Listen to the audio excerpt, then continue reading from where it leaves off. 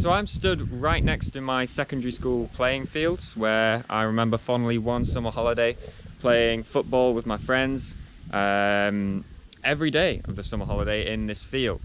There are around 8 to 10 football goals. It is a huge field. You'd have all sorts of people, everyone in there on weekends after school playing football or just playing in general.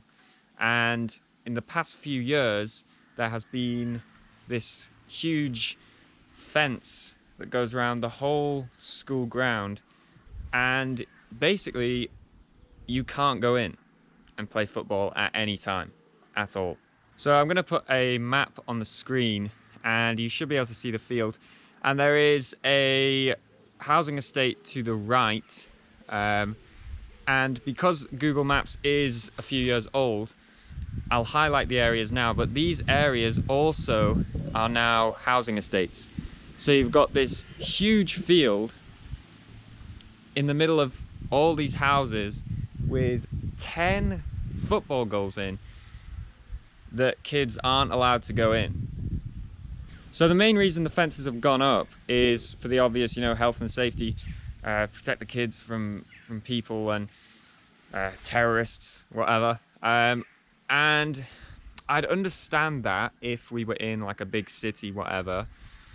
But we're actually in a very small town in the county of North Yorkshire, which, if I'm not mistaken, was recently certified as the safest county in the whole of the UK. So that's why it doesn't really make a lot of sense. Of course, we've had the pandemic and people have been cooped up in their houses, and there's this whole push now about get out there, be active, mental health, whatever, and all the kids in the surrounding housing estates and town are unable to have a kickabout. The only way is if they go to another town, or they do a trek to football goals on the other side of town, which are really run down and it's an uneven surface and there's no net. And especially like when I was younger playing football here, a lot of their parents won't want their kids going all the way across town. But this is right in the center of the housing estates. So if I was like a 13-year-old now, I'd be like, you know what? I am just going to play Xbox all day because I can't do anything else.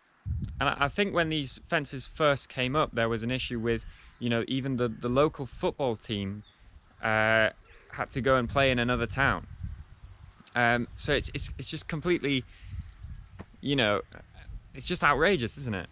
I don't think there has been any kind of kickback from the community that I'm aware of.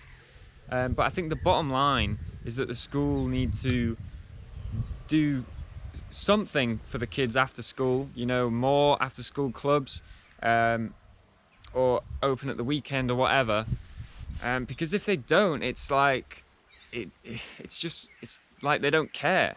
I feel like this, as a school, you have a responsibility to keep the kids off the streets, in some sense, give them something to do out of hours. I know school is in hours, but they should care about the students enough to think, you know what, maybe closing this whole massive field off from the local kids, maybe that's not beneficial for them.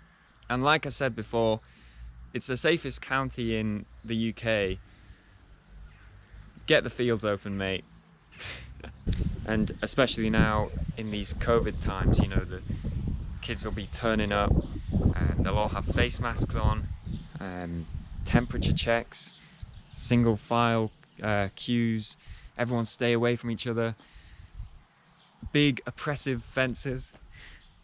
It is prison-like, and it doesn't seem like it'd be a very loving environment, or even the right kind of environment for someone to grow up in, to learn in, It's funny actually because I think the school are doing like these like army cadet training things, and so sometimes like when I walk past, you see in here like a load of kids marching around in uniform, and with the fences as well. It looks like it's some kind of military compound. You know, it doesn't look like a school. Yeah.